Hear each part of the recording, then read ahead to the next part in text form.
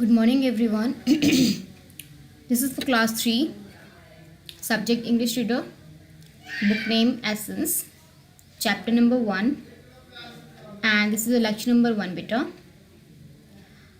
Before we shall begin this lesson, I just want to know whether you are learning for exam or not, because when exams are near, the exams can begin from the last week of July. Okay, so you have to prepare for your exam for every subject, not for English only, but for every subject you have to prepare. And teachers will upload revision lectures also beta, day by day. And one more thing, Cisco classes will be starting from this Tuesday onwards.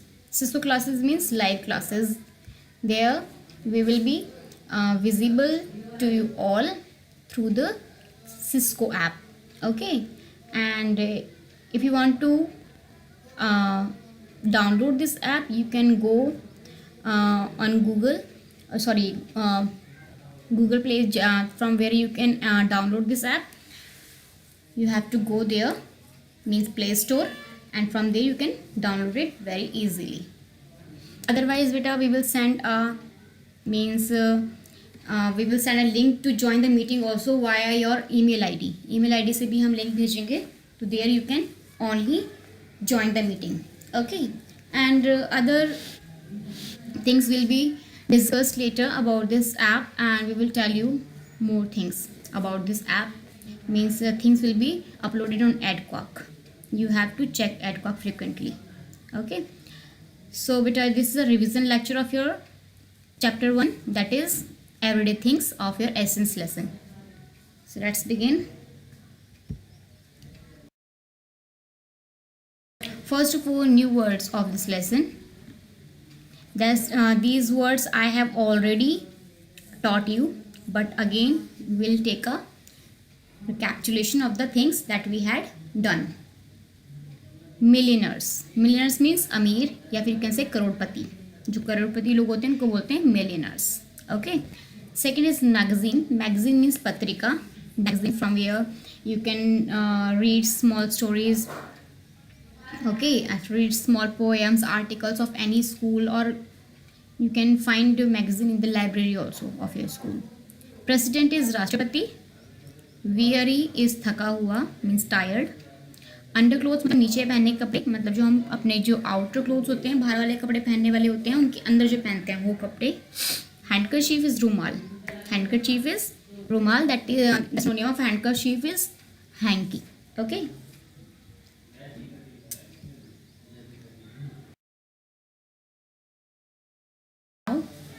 our poem starts from here, so I'll recite this poem.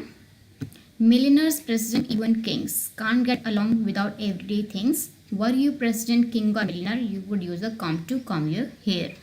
मतलब कि बेटा everyday things, everyday मतलब प्रतिदिन, things मतलब चीज़ें, प्रतिदिन use करने वाली चीज़ें, जो हम प्रतिदिन मतलब हर दिन मतलब हर दिन हम जो यूज़ करते हैं चीज़ें, उनको बोलते हैं हम एवरीडे थिंग्स. तो बेटा ऐसी बहुत सारी चीज़ें हैं जो कि हम ही नहीं, बल्कि जो हमारे मिलियनर्स लोग, जो करोड़पति लोग होते हैं, या फिर जो प्रेसिडेंट हो गए, हमारे देश के राष्ट्रपति हो गए, या फिर हमारे देश के प्रधानमंत्री हो गए, या फिर हमारे देश के कॉमन मैन हो गया, या फिर कोई बैगर हो गया, भिखारी भी हो गया, कोई भी हो गया, किंग हो गया, या फिर किसी का राजा भी हो गया, सब ही ये चीज़ नॉर्मली यूज़ करते हैं. कोई भी इन चीज़ों के बगैर नहीं रह सकता, चाहे आप इंडिया में रहो या चाहे आप फॉरेन कंट्रीज़ में रहो, बाहर कंट्रीज़ में रहो, ये चीज़ें हर कोई यूज़ करता है. Okay, so again I am reciting. Millionaires, president, even Kings. Millionaire हो या प्रेसिडेंट हो या किंग हो, can't get along without everyday things, मतलब कोई भी इन चीज़ों के बिना नहीं रह सकता, कहीं भी नहीं जा सकता. वर यू प्रेसिडेंट, किंग और millionaire, you would use a comb to comb your hair. चाहे तुम मिलियनर हो, चाहे तुम राजा हो, चाहे तुम प्रेसिडेंट हो, तुम्हें एक कॉम, अगर तुम्हें बाल को कॉम करना है, मतलब हेयर कॉम करने हैं, तो आप क्या यूज़ करोगे, अपना एक कॉम यूज़ करोगे. होता है ना कंघा, जिससे बोलते हैं हम कंघा या कंघी, तो उसको हम वो यूज़ करेंगे अपने बालों को कॉम करने के लिए. If you wish to be clean and you would, I hope you would take a bath with water and soap. अगर आपको अपने आप को क्लीन रखना है तो आप क्या करोगे इसके लिए?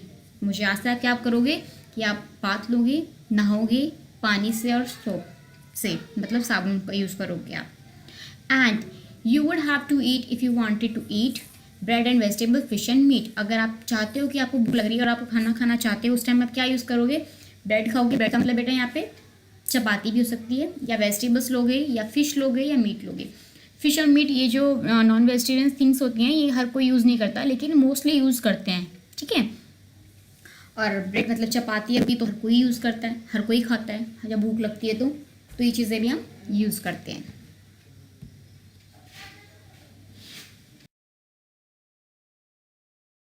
For breakfast would probably be milk और चॉकलेट, कॉफ़ी और टी। अगर तुम्हें ब्रेकफास्ट के टाइम में अगर तुम्हें प्यास लगी है, उस टाइम पे अगर तुमको कोई ड्रिंक चाहिए पीने के लिए, ठीक है, तो तुम ड्रिंक में क्या चीज़ लोगे? चाहे वो या तो दूध होगा, या फिर वो चॉकलेट शेक होगा कोई ना कोई, या फिर कॉफ़ी होगी, या फिर कोई ना कोई टी होगी। ये चीज़ चाहिए होती है। आप बच्चे हो तो आप दूध पियोगे, मम्मी पापा हैं तो वो कॉफ़ी या टी लेंगे, या फिर अगर आपका मन कर रहा है चॉकलेट शेक का तो मम्मा चॉकलेट शेक भी आपको देती है ब्रेकफास्ट के टाइम पे। तो ये चीज़ हम प्रोबेबली सभी यूज़ करते हैं, इस चीज़ें सभी लेते हैं, हर कोई लेता है। You would have to wear, you could hardly refuse underclothes, outer clothes, stocking and shoes। मतलब अगर आप कुछ पहनना चाहते हो तो आप इन चीज़ों के लिए बहुत मतलब हार्डली ही मना करो। इन चीज़ों के लिए, अंडर क्लोथ्स के लिए, जो हम अंदर पहनते हैं कपड़े उनके लिए, जिससे हम इनर पहनते हैं, ऊपर पापा पहनते ना बनियान जिससे बोलते हैं, उसको इनर बोलते हैं। या आउटर क्लोथ्स हो गए, बाहर वाले जो हम कपड़े पहनते हैं, इनर मतलब इनर क्लोथ से ऊपर जो कपड़े पहनते हैं, नॉर्मल कपड़े पहनते हैं, वो पहनोगे। स्टॉकिंग्स पहनोगे, शूज़ पहनोगे। स्टॉकिंग्स मतलब बेटा ये जो सॉक्स मान लो यहाँ पे आप, ठीक है। वैसे स्टॉकिंग्स बड़ी गर्ल्स के लिए यूज़ होती हैं यहाँ पे, लेकिन हम यहाँ पे सॉक्स भी ले सकते हैं। और शूज़ तो सभी पहनते हैं, स्लीपर्स और शूज़ तो सभी यूज़ करते हैं, कोई उनके बिना कोई बाहर नहीं जा सकता। तो ये चीज़ें हम सभी यूज़ करते हैं, चाहे वो मिलियनर हो, चाहे वो प्रेसिडेंट हो, चाहे किंग हो, या फिर हम खुद भी हों, कॉमन पीपल भी हों। Make a reminding note, you would take a pencil out of your coat and you couldn't sign a letter, I think, with anything better than a pink pen and ink। मतलब अगर आपको कोई भी चीज़ remind करनी है, reminding note रखना है अपने आप को, मतलब कोई भी चीज़ आपको रिमाइंड करनी है, कोई चीज़ याद करनी है, कोई चीज़ आपको याद रखनी है, तो आप उसके लिए क्या करोगे? आप उस चीज़ को लिख लोगे। तो उसके लिए आपको क्या चाहिए होगा? उसके लिखने के लिए you will need a pencil, है ना। तो आप पेंसिल निकालोगे और पेंसिल रखोगे उसके लिए। हर किसी को पेंसिल की ज़रूरत होती है, पेन की ज़रूरत होती है लिखने के लिए कोई ना कोई चीज़। And you could not sign letter, I think, with anything better than pen and ink. अगर ये भी बोला है कि अगर आपको कोई भी साइन मतलब लेटर कोई साइन करना है तो उसके लिए आपको क्या चाहिए होगा? या तो पेन चाहिए होगा, या फिर इंक वाले पेन आते थे ना पहले यूज़ होते थे वो एंशिएंट टाइम में, या फिर हम कह सकते हैं कुछ टाइम पहले, मतलब फ्यू ईयर्स अगो हम ये चीज़ यूज़ करते थे, ठीक है। तो अगर हमें कोई चीज़ साइन कर सकते हैं, हम इनके बिना उस चीज़ को साइन नहीं कर सकते। किसके बिना? पेन या इंक के बिना। ये चीज़ें भी हर किसी को चाहिए होती हैं। If you wanted to read you would sure to look at newspaper, magazine और अ बुक। अगर आपको रीडिंग करनी है, रीड करना चाहते हो, तो आपको क्या चाहिए? उसके लिए आप क्या ढूंढोगे? या तो मैगजीन ढूंढोगे, या न्यूज़पेपर ढूंढोगे, या फिर बुक ढूंढोगे। श्योर है वो तो। अगर आप कोई भी किसी चीज़ को रीडिंग करनी है तो रीडिंग के लिए हमें ये चीज़ मिलती है। मम्मा पापा होंगे तो वो न्यूज़पेपढ़ लेंगे, ग्रैंड पेरेंट्स होंगे तो वो न्यूज़पेपर पढ़ सकते हैं, या फिर वो बुक भी पढ़ सकते हैं, फिर वो मैगजीन भी पढ़ सकते हैं। तो ये चीज़ें हम डेली ही यूज़ करते हैं बेटा। स्टेंजास हैं ये। And if it happen that you were ill, अगर ऐसा होता है कि तुम बीमार हो जाओ, you would down some oil और चौक ऑन अ पिल। तो आप क्यों क्या चीज़ पे, किस चीज़ पे आप रिलाई करोगे, किस पे डिपेंड करोगे आप बेटा? या तो आप पिल्स लोगे, मेडिसिन लोगे, या फिर किसी न कोई आयुर्वेदिक दवाइयाँ लोगे, ठीक है। If you had cold, I can only suppose, you would use a handkerchief for your nose. अगर आपको कोल्ड होता है, जुकाम होता है, तो उस टाइम पे आपको क्या चाहिए होगा? हमें हैंडकरचीफ चाहिए होगा, हैंकी चाहिए होगा अपनी नोज़ को, मतलब अगर आपकी नोज़ ब्लो कर रही है तो उस टाइम आपको क्या करना चाहिए होगा? हैंकी चाहिए होगा उसको साफ़ करने के लिए। ये सभी यूज़ करते हैं। When you wanted to rest your weary head like other folks, you would hop into bed. Millionaires, president, even kings can't live without everyday things. मतलब अगर आपको रेस्ट चाहिए, अगर आपको बहुत टायर्ड हो, अगर आपको रेस्ट चाहिए, अगर आपका दिमाग मतलब सिर है बहुत दर्द है सिर में, तो उस टाइम आप क्या करोगे? लाइक अदर फोक्स, दूसरे लोगों की तरह क्या करोगे? फोक्स का मतलब यहाँ पे दूसरे लोग हो गए। दूसरे लोगों की तरह क्या करोगे? You would hop into bed, अपने बेड पे जाके आप सो जाओगे, रेस्ट करोगे। Millionaires present even kings can't live without everyday things, मतलब मिलियनर्स हो, प्रेसिडेंट हो या किंग हो, कोई भी एवरीडे थिंग्स के बिना रह नहीं सकता। तो ये है आपकी पोएम एवरीडे थिंग्स, मतलब डेली यूज़ करने वाली चीज़ें। बहुत इजी पोएम है, मुझे नहीं लगता बहुत डिफिकल्ट है, क्योंकि आपको ये चीज़ बताई गई है जो हम डेली यूज़ करते हैं बेटा। अब एक्सरसाइज देखते हैं इसकी।